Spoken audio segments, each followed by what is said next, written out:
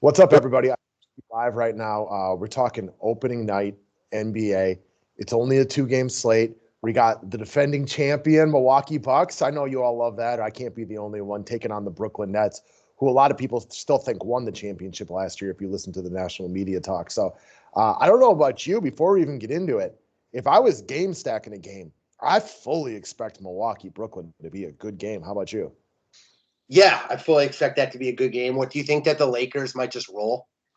Or get rolled? I have no idea. The Lakers were terrible in the preseason. It's a chemistry experiment over there. Like, I could see the Lakers winning or losing by 40. I have absolutely no idea. Yeah, I definitely expect more. I more expect the first game to be a game. In the NBA, though, like you've made the point throughout the years, 3-point shot, with any of these teams can make the game lopsided one way or the other. All these teams playing are very potent offensively. Yeah, I think the Lakers will figure things out, but I wouldn't be surprised if it takes them half the season because that is not a natural fit. You've heard it all off season. But I also think when they play like lesser teams, and it's fair to not call Golden State a lesser team, they're going to their talent's just going to overwhelm people.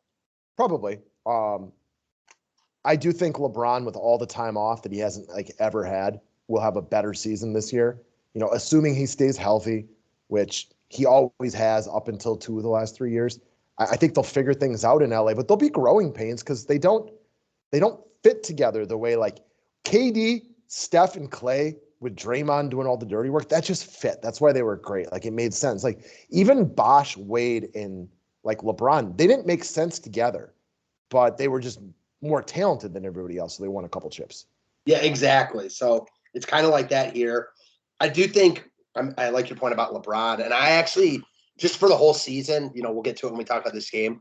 I think Anthony Davis has a really good year this year. Had career lows last year. I love that Westbrook made it a point to say that his main job there was to get Davis going. And if you're Davis and you hear that, you're like, I'm not a guy that should be having another guy. You know what I'm saying? He should take some pride, and I think he's due for a really good year. I do. That wouldn't shock me in the slightest. I think the Lakers might be the most interesting team in the NBA right now, as far as, well, one, because of, it's the Lakers. But two, just because, the personalities and just trying to fit them all together. Where are they going to get their 3-point shooting from? They have so many, less than stellar role player veterans right now. Who steps up? Because it could be a guy like a Wayne Ellington, you know what I mean? Who is all of a sudden, he's out there for 35 minutes a game because he's actually a really good shooter. Even though he's not as good as some of those other guys, he's just more needed. So I think it will be really fun to watch him as the season progresses. I could definitely see Wayne Ellington having playing a lot of minutes here just because he's a 3-point threat. That's it. Wayne Ellington is going to be, from a DFS perspective, is going to average, 17 DK points a game because he's going to make 4 threes and then just run into 1 rebound. That's it. 1 rebound, 1 assist, maybe. Something like that. All right, man. So let's talk about tonight's game. Obviously, for a 2-gamer, and for anybody watching this, we're going to make a couple of quick announcements. For 2 gamers this year, just because we both have, we're working outside the house a little bit and stuff like that now. We won't do write-ups for 2 gamers. We will do members-only videos for the public on the days that we have 2-game slates. It's not often, right? This is kind of a freak occurrence for night one. It happens every once in a while. But just like MLB day slates, we're not going to cover 2 gamers with a full write-up and separate videos. Yeah, exactly. It's well put, and we will get to the write-up starting tomorrow.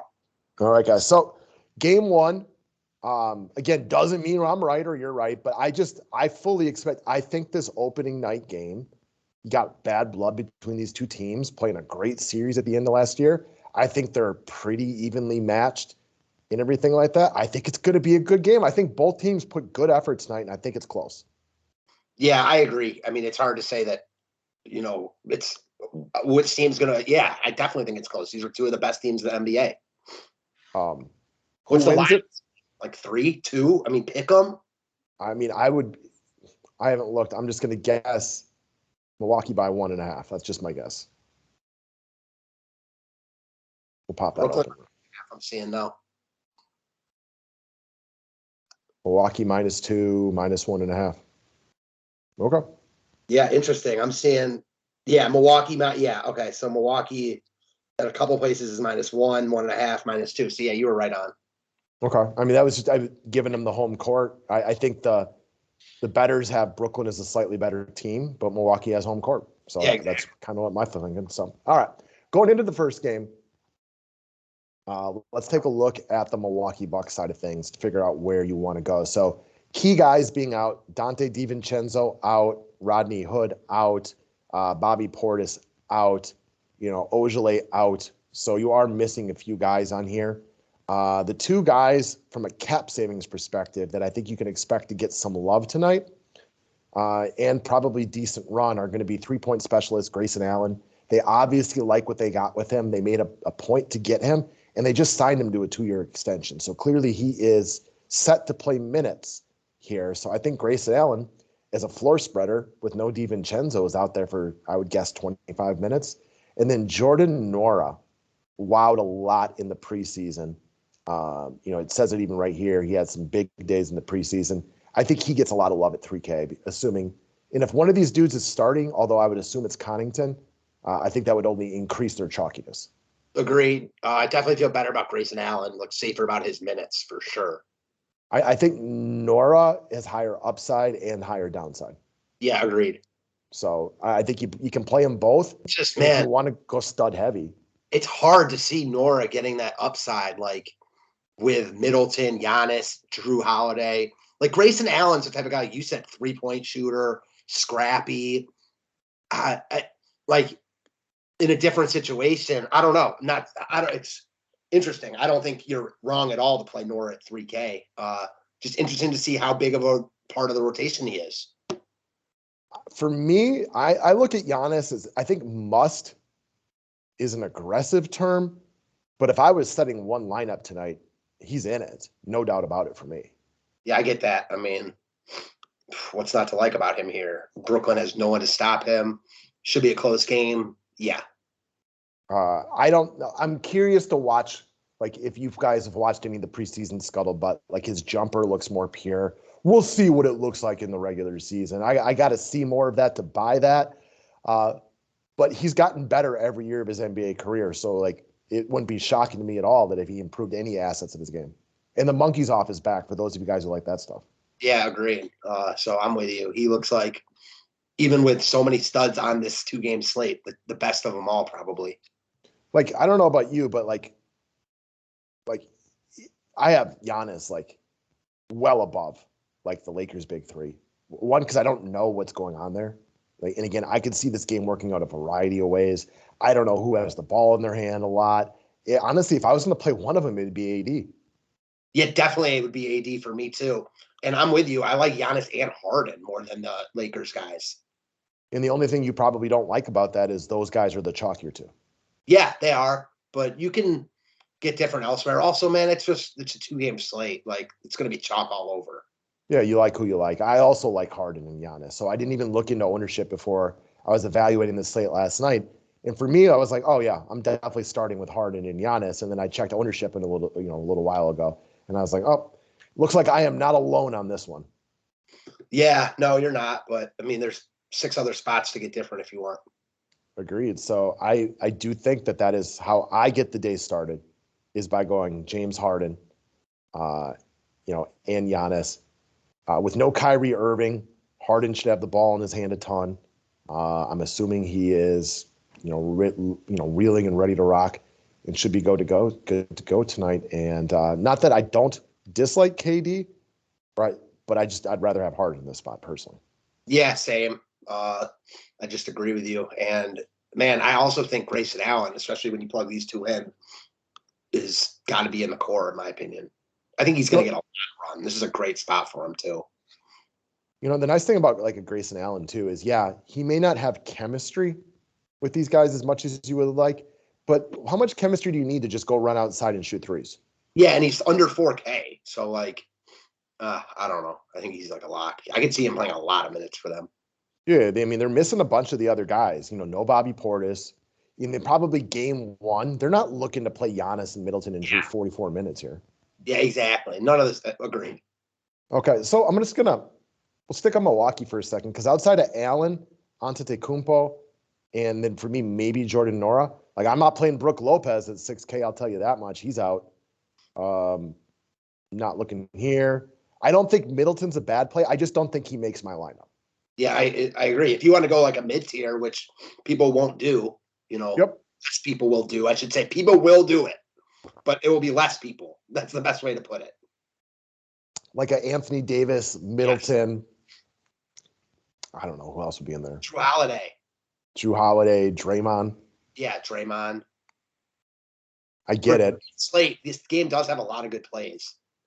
Yeah, so I probably won't use. I don't think George Hill is a terrible play, but I don't know what his role is on this team right now. I mean, he should be pretty well acclimated from his years here, but I don't want to get there. I think from the Bucks, it's Giannis, Grayson, and maybe Jordan Nora if you need it. Yeah, agreed. Watch the starting lineup, though. I figure Connaughton's going to be in there. I figure it's going to be Drew, Connaughton, Middleton, Brook, and Giannis. But if they throw Grayson Allen or Jordan Nora in the starting lineup, like that guy's going to be legit extreme chalk. Yeah, I almost hope that it's not that they don't do that. Actually, not almost. I do hope that Grayson Allen's coming off the bench. All right. I think the same kind of applies to the Nets right now when you see their starting lineup tonight. Like we know KD's in it. We know Harden's in it. Pretty sure we can assume Joe Harris is going to be in it. Yes. And then after that, I'm not 100% sure what they're going to do. I mean, they got Paul Millsap, Blake Griffin, LaMarcus Aldridge, Nick Claxton. I won't believe it until I see it. That's how I feel about the Nets right now. Like, I think maybe it's been announced and I just haven't heard it, but I want to see what their starting lineup is. And then, like, if Aldridge was starting, for example, I would be kind of interested in Claxton and Millsap as maybe you're like one contrarian play. Agreed. Like, yes, I 100% agree there. Just based on what the little bit I've heard, and I'm coming into this NBA season having not watched as much preseason as I would like. I think Aldridge has played pretty well, and he's very inexpensive. The other thing I hate too is like there's also Blake Griffin, as you mentioned. So like, he's more expensive. I think he'll be starting, right? I would assume so. I would assume he's in there, and then like the fifth is we're not sure. And I'd rather play Blake Griffin over the other two, but he's more expensive. Yeah, and the other thing we don't know about the Nets is, do they start small and then just get pummeled inside and bring in Claxton and Millsap? Or do they start big and then just realize they're not good enough to be big with Milwaukee, that they have to be smaller and more athletic or something like that? So it could change in the middle of the game. Like Bruce Brown, Patty Mills, they have options all over the place. The guys I feel good about, obviously Harden, I think is a lock for me. And then if there is a cheap big man, Millsap, I think Aldridge would be the more likely answer, or Claxton. I feel pretty good about them at the center position for cap savings, so I can get my Harden and Antetokounmpo. I don't disagree with that at all. Like Claxton, he's never going to shoot 20 times, but if he's in the game and he's starting, I like Claxton. I could definitely run him at 4K. I also don't have any other centers that I love in this situation, in this entire slate. I like Anthony Davis, but I probably don't end up on him. Yeah, I have no argument to that. I do think there's a bunch of, Claxton, Aldridge, Millsap, Dwight Howard, who's a little bit more expensive, DeAndre Jordan, like all those guys are in playing tournaments. Yeah, because I think you're taking a lot of guesses tonight. Yes. Like, I'm seeing DeAndre Jordan, like, who's the same price as Aldridge and Millsap. I don't exactly know his role. He's probably less likely to get there than Millsap and LaMarcus Aldridge, but I don't know about like he's getting 3% ownership. The other guys are coming in like 30 to 40. Yeah, I'm also not surprised if DeAndre Jordan just sitting there on the Lakers is a DMP. Right, exactly. I wouldn't argue that at all. So I'm hoping we get a cheap center from the Nets. And that's probably where I would personally end up in an ideal lineup. It's also not insane. Like, especially if, let's just say Jordan Nora was starting for Milwaukee, that you roll Giannis at the center and put him in at the power forward position. Yeah, it's only a 2-game slate, so I agree with that. Okay, so let's just talk about the second game momentarily, and then we'll recap back right here. The guy who is going to get a ton of love today is going to be Jordan Poole. He wowed throughout the preseason. We know Klay Thompson still isn't around. He had some really good moments down the stretch last year. So Jordan Poole is a guy that you can expect to be one of the higher-owned players on the slate. Slide him into a guard position, you're good to go right there. Yeah, I get it. He's not cheap though. He's not, and I think it makes for an intriguing fade in tournaments. Especially if you're going heavy on the first game. Yeah, and I was gonna say, man, when you got like Steph healthy, I mean, basically it's just Steph healthy, like, and Wiggins, who takes, likes to shoot. He's clearly the third guy in their offense. Otto Porter, Iggy's back. Yeah. Like, again, I think if you're building with chalk, like Giannis and Harden and Grayson Allen, you got to think about getting different in a couple places and maybe not playing Poole or playing someone instead of Poole. Not that you couldn't play Poole. I think he's just fine play. I just don't think he's a guarantee. No, I would agree with you. I don't think he's a guarantee either. He is coming in, at least per like Osimo, is like chalk, right? Like the highest one on the slate. I could not believe that. I did, but only because I've done fantasy basketball drafts the last couple nights. Okay. And I saw people overbid on him in the auction. Interesting. Okay. I mean, I like fading guys like that on like the first night of the year. So you're speaking my love language. Right. I mean, because they're bringing in like Otto Porter, Wiggins, Steph. You still got Draymond, who runs a lot of the point and stuff like that. I don't think Poole's a lock. Like, I don't think it's all crazy to think that, I don't know, who would be a guy from the Lakers? Bazemore outscores him. Yeah, I mean, I could easily see him getting like 18 DK points. His shot's not falling early. Maybe he's not shooting a ton later. That said, I get why he's getting love at 4,800 because he fits like the lineup like this. I mean, to a T. Yeah, and he balled in the preseason. Most of the NBA DFS community is pretty freaking smart with, paying attention to stuff like that or reading it somewhere else. You could even get another stud if you wanted here. Yeah, I guess if I was playing one more stud, and a stud's tough to fit. For me, it would be KD, like stud. But after KD, I think it would be Steph. Yeah, I mean, I do view all the other guys after Harden and Giannis as like very similarly, so ownership matters. Probably KD would be the guy, and it's hard, but it's not impossible especially if you throw in like Nora. Then you are fully stacking this game, really. But I mean, yeah, having Durant, KD, or having KD, Harden, and Giannis is pretty nice. The thing about like playing tournaments and something like this is like fading Harden to play KD at lower ownership makes a lot of sense. The thing is, like, KD's still 25% owned, so it's not like if you like Harden, that's not a big enough discrepancy. You're not low owned. I'm much more interested in like the DeAndre Jordan over LaMarcus Aldridge type pivots, where like there's so much unknown in all those guys, and one's getting like legit 3% and the other are 30%. Yeah, because again, like low owned KD still is what? 30%? At least 20, but maybe 45, right? Easily. Maybe. Why not? Like, I would say if the over under were 30, I'm taking the over for a lot. All right. So here's a question for you. Straight up, LeBron or Westbrook? Who would you play tonight? LeBron. I agree. It's just like neither look like they're getting love at all. So ownership's not really a question. It does look like Westbrook's getting a little more love. And I think you could make rational cases for both. It's Westbrook's first game as a Laker. It's Russell Westbrook, 8,600. All right, here's a question for you. At the end of the year, who averages more DK points a game, Westbrook or LeBron? Westbrook. I tend to agree with that.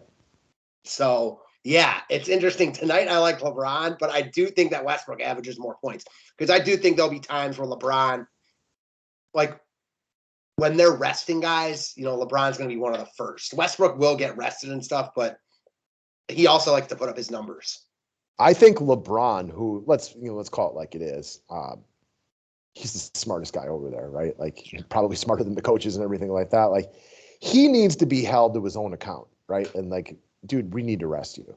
Like you've been hurt the last 3 years. You have more NBA minutes than can possibly be fathomed in your career. We need you to go full Kawhi. He's 37 years old. I mean, he's going to be 37 in December. So, as much as like Westbrook's getting up there, he's like 7 years younger than LeBron probably. Yeah, and like LeBron has been playing in the NBA since he was 12. So I mean, he's 29 years into his career or whatever, joke you want to make up. Like he's got more tread on those tires. And I know that like long playoff runs in every one of those years too. Yeah, and like LeBron takes better care of his body than like the Jordans and the Birds back in the day because we have more sports science to back all that stuff up. and athletes today are just treating their bodies differently than the athletes were 20, 30 years ago. But still, I don't care which way you want to swing it. That is so many NBA minutes. It is. And I know he spends a ton of money on his body. And if there's anyone to trust, it's LeBron. I do trust them in games like this. But when they're playing, Minnesota on a random Wednesday night, and they're up 20 in the third quarter, I think you're going to see LeBron hit the bench way sooner than Westbrook. I would hope so. I think that's the smart move. And that's going to be when Westbrook goes nuts. Right. And I think that's what, for me, can they do this chemistry experiment? And at the end of the year, come playoff time, can Westbrook learn to take a little bit more of a backseat to LeBron? Because in the playoffs, I mean, who do you want with the ball in their hand making their decisions? It's LeBron. Yeah, it's definitely LeBron just because of what you said. Who do you want making the decisions? It's LeBron, over, but it's actually over, especially on that team. I love Russell Westbrook about as much as anybody that there is out there, but he doesn't always make the best decisions. And that's pretty well known at this point. Yeah, exactly. So I don't know. I am interested. It could work out in so many different ways where even just tonight, let alone not even talking about the whole season, just tonight, is LeBron passive? So he lets Westbrook eat. Is Westbrook a little passive? Are they all passive? It's an unknown. I think if anyone's telling you they know exactly how it's going to work out, they're kidding themselves. We also don't know how much they're going to stagger their minutes. I prefer LeBron, but it's it's very close. And I prefer AD over both of them. And that almost never happens because you want to know what? AD is not a point guard. LeBron and Westbrook both are. So they're going to have to take a little bit of the taking turns. And you want to know what? This discussion, sometimes we bring this up. What it means to me, I like Chris Middleton more than I thought I did. Okay, I get that. I do like AD, though. And I think that's the answer. We're talking about who's going to be the main guy, handling the ball, LeBron or Westbrook, because neither of them have ever really played off the ball. But AD's still in his role. And like I said at the beginning of the video, I think he's going to have a really good year. His usage isn't going to be as high, but I think he had career lows in everything last year. And I think he bounces back big time. Rebounds, block shots, all that stuff. We know AD is a DFS monster also. So it's not going to be like the New Orleans Pelicans days, but at 8,800, you don't need that. Agreed. And then, when he goes to the locker room 3 minutes into the game, we didn't tell you this. But this isn't that hard. You can play listen, if you want to go with Patty Mills or even Nora, Well, and that's the thing. If Nora was starting, it all of a sudden becomes easier for me to want to look at Steph. Only because the guard position is not as strong as normal. I like AD more than Steph personally. Okay. It's close though. Like I said, after LeBron or Harden and Giannis, it's all real close to me. For me, part of the reason, two things for Steph. One, he's clearly the best player on his team. I will say. Go ahead. It's going to be to your second point, but go ahead. He's clearly the best player on his team, and the guard position isn't as strong today. So, if I need a guard, fair enough. I will say, you can move Grayson Allen to guard. True. But then I need a small forward, so I could put Nora in here, and I could put Grayson Allen in guard, and then I could move AD into the forward position, for example. And that might be able to then get me I don't know, still nobody I really want, but you get the point. Right. Well, there aren't that many guys in that range I want at all. So, but unless they're going mid-tier build, they're going to have to roster some players that you're skeptical on. For sure, no doubt about it. Here, I don't mind Blake Griffin or Otto Porter. Do I like them enough to play them? I don't know about that either. Well, so then if you take Allen out of here, and this is hypothetically speaking, for all we know, Jordan Nora is not even a thing. Right, exactly. But you put him in there, you take Curry out, move over to Grayson Allen, and put in Kevin Durant. So that gives me 5,200. And you're not going to get excited about any of these people that you have the ability to roster right here. Yeah, exactly. This is one where, no, because I'm not going to play Claxton and LaMarcus Aldridge together. I want one or the other. Mm. So let's see here. Let's talk about this. This is what I mentioned with Chris Middleton, that I don't expect him to outscore KD, but where does this build with me? Not There's this one specifically. Right? But you might feel better about Middleton and Holiday than Curry and whoever you match him with. Yeah, definitely. I don't really want the full Bucks big three, especially not in a tournament. But you guys get. What's that? I feel like I know Nora's 3K, but I don't want to play like Nora with Middleton and Giannis. That's a good point too. So let's put Middleton into the small forward role for a second. But with Middleton, you don't need Nora. Correct. And then can't quite get to AD here. You don't need Nora, but you're like at the same place you were with Nora and Curry. You know what I mean? For sure. You know, the more Lakers that are out, the better.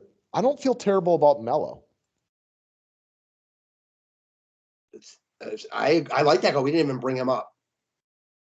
You know, and even though I don't really love Drew Holiday tonight, like in my heart of hearts, if I really believe this game is close, do I think like the Bucks over-exaggerate? Because this actually game does mean something. I mean, these are the two teams probably going for the number one seed. Yeah. Right? Yeah, for sure. So, I mean, this game, I think this game has about as much meaning as any opening night game could have. You could definitely do a lot worse than plugging in all Bucks here. You know, yeah, they're also no Bobby Portis. They're shorthanded. Yeah. It's also a 2-game slate. So, like, I also don't think you're crazy to play Draymond Green over Drew Holiday. Agreed. I agree. And I think you have to tell yourself the story about the Lakers-Warriors game. I'm just stuck that I don't have a way to convince myself of how this game is going to work out. Same. I will say, though, like, if it's competitive, I think Draymond plays well. Oh, for sure. Like yesterday when I was doing the showdown video, like I said it over and over and over again. I expect the Bills to win healthily, but I almost wished you were on the video because I'm like, I can see why anybody would think this is a trap game for Buffalo after the big win. For Buffalo. I mean, that's just what it was. It was more big for me. Like I watched the whole game last night. I thought the Titans defense played a lot better than they've looked all year. It's a huge get up spot for the Titans. I mean, they lost to the Jets a couple weeks ago. Then they beat Jacksonville. Then they're at home on Monday Night Football against Buffalo. Then they play at home against Kansas City next week. So this was a huge game for Tennessee. That being said, Tennessee's division is so bad. They would have won, like, even if they lose the next two games, it doesn't even matter. The only other team that they're fighting with is Indianapolis. Yeah, that division's pathetic. Like Tennessee and Indy are not good. I mean, they're fine. They're just fine. They're average teams. And like the other two teams are so bad in that division.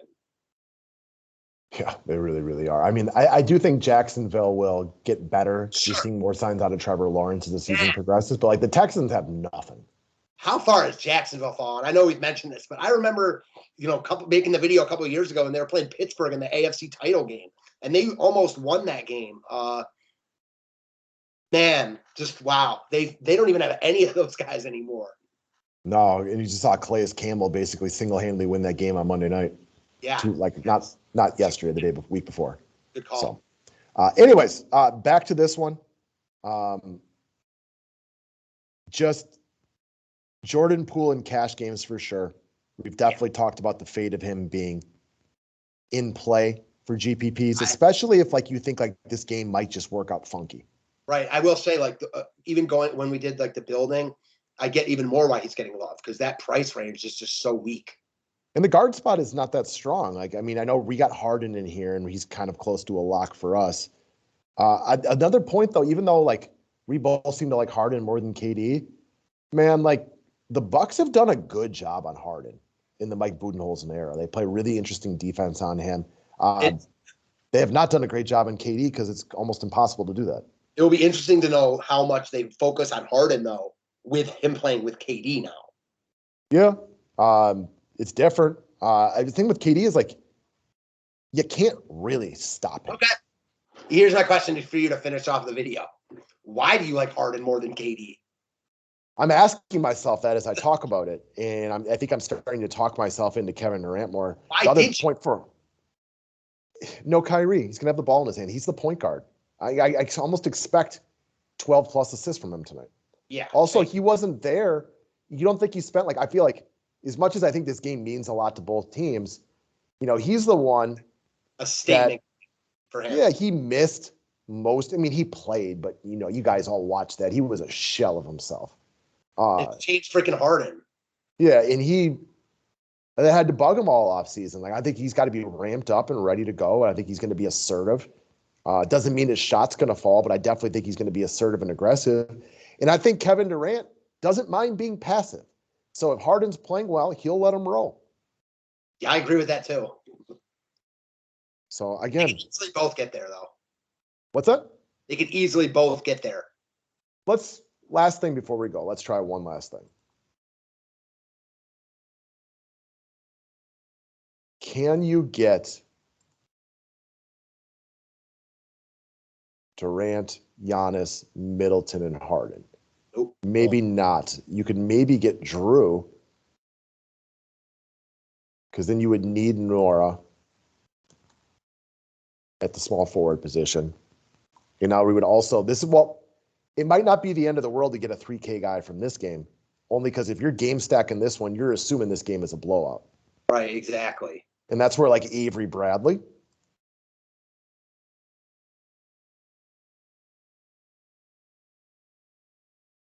Or who else would be up there from Golden State? I mean, a bunch of scrubs. I don't even know which of these guys would even make the rotation. I don't think it has to be on Golden State either, like the Lakers too. Well, yeah, I just had them up, and that's where I came up with Avery Bradley. I think like Mac McClung, I mean, he was a guy that was really productive in college. Again, I don't even know if he's on the active roster, though. Yeah, you're not going to feel good about any of these guys. Mark Mulder. Nope. Yeah, I mean, listen, yeah, I'm with you there. So that might be a bit of an issue. And then I guess, is there anybody else cheaper? Moses Moody was their first round pick, like really good scorer. Who knows what his role is going to be, but I mean, I don't know. Well, maybe you might have to take out Grayson Allen. Or Claxton. Do we have a cheap? Yeah, that's true. That the $100 might matter there. It might, like with DeAndre Jordan or Millsap. Hell, even Toscano Anderson or wherever you want to go. A lot of these guys are. I mean, that's the thing. Like Marcus Aldridge,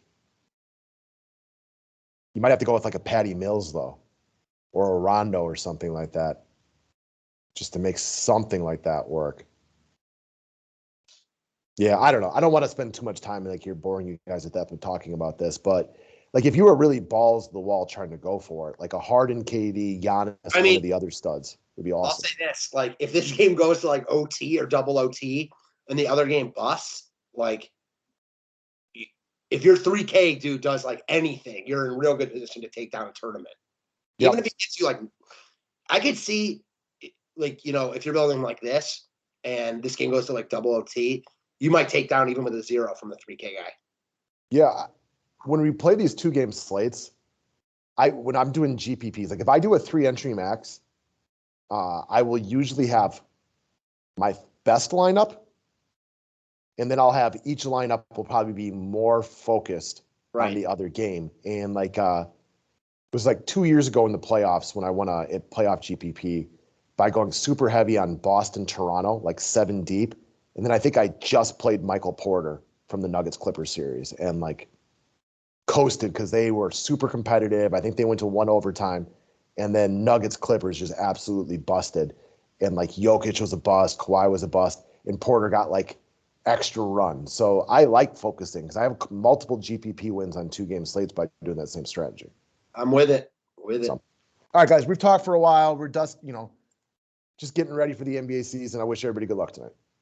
Yeah, thanks a lot, guys.